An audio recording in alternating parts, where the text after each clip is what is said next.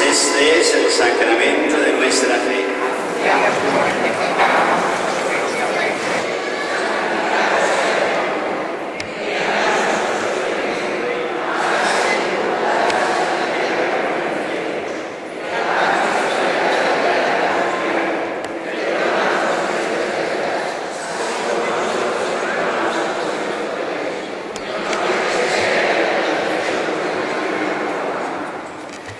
Líbranos, Señor, de todos los males y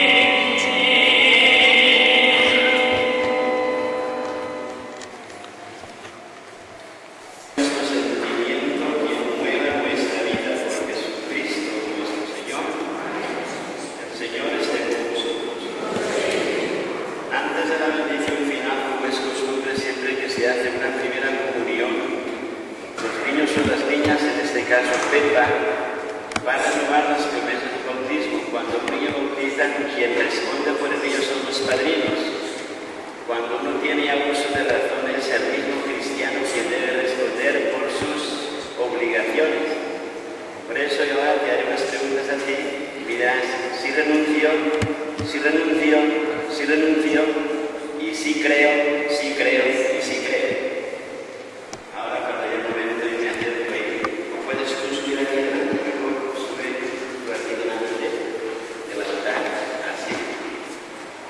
Dios Padre bueno que agradece Pepa por el santo bautismo con el cual has hecho tu hija para siempre, haciéndola resucitar con Jesús a una vida nueva y santa.